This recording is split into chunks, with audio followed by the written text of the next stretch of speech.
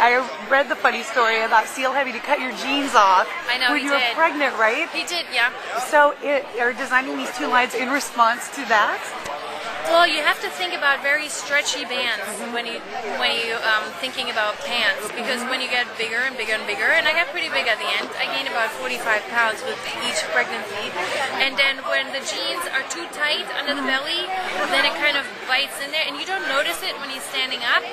So, but then when you sit down, then you're in the car on the way over there, and you're like, okay, I can make it to the restaurant. It'll be fine, and you know, it'll be fine. I get over it. But then you don't, and it's just this annoying pinch throughout the whole time. It's like, what the heck?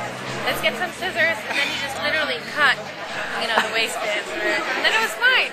But then when you're pregnant, you always have long tops usually over it in any case, because you want to hide the booty and you want to hide the ever-growing love handles, and so no one noticed. No one noticed. So tell me about the women that wear Loved and Lavish. Who are these women? Can you tell me who they are? I think they're stylish moms, and I think someone who goes and shops at Pea in the Pod is also someone who just wants to have a one-stop shop, Pea in the Pod or motherhood, because everything is about pregnant women. And when I was pregnant for the first time, I had no idea that these stores even existed. And they exist for quite a long time, but I didn't know at the time, and so I was always running around trying to find things, and it was very hard. And most of the time I was wearing either big muumuus or I was wearing super tight dresses, but it was never really, I don't think, that fashionable or glamorous. But just because I started, you know, Project Runway, and most of the time I was pregnant with Project Runway, I had to really look for cool things, fashionable things that make a statement, because I can't make a TV show of fashion when I look like a schlump on the runway, so it was a challenge.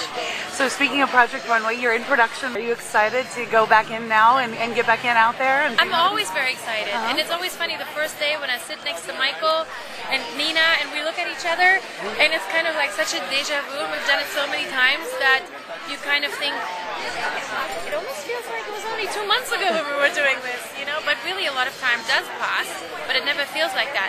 We're changing the set around slightly. It's going to be a little hipper and a little bit more modern. There's a few changes happening, so yeah, watch out, watch out. Okay, okay. We're going to spice things up a little bit, and I think it's going to be a little bit harder this time. Really? More like the challenges will be harder themselves? It'll be a little harder for those poor designers. Oh, really? Yeah. What about the judges? Will they be harder on the No, I don't think we're ever hard on me or anything. I don't think that's our part. I think, no, it's just the challenges will be hard. The fun thing is, every year they always think that we kind of do this for television, but it's really that hard. They kind of think when I say you have 1 day to put this together, they're like, ah, yeah, that's television, you know, you have 2-3 days to put this together. But no, it's 1 day, they have to do it in 1 day.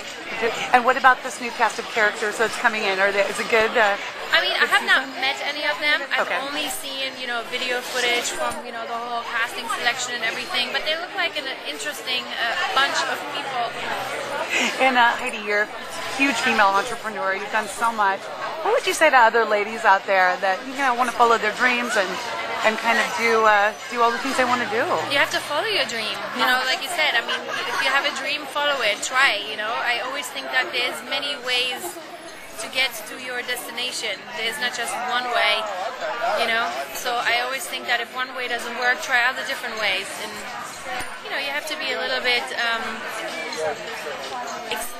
experimentative, you know. Where does that drive come from? I don't know. I mean, sometimes I think you either have a big drive or you don't. But I feel like if you really want something, then you have to fight for it. It's not going to come flying to you. Yeah, you're right. Great. You're right. Thank you so much, Heidi. Sure.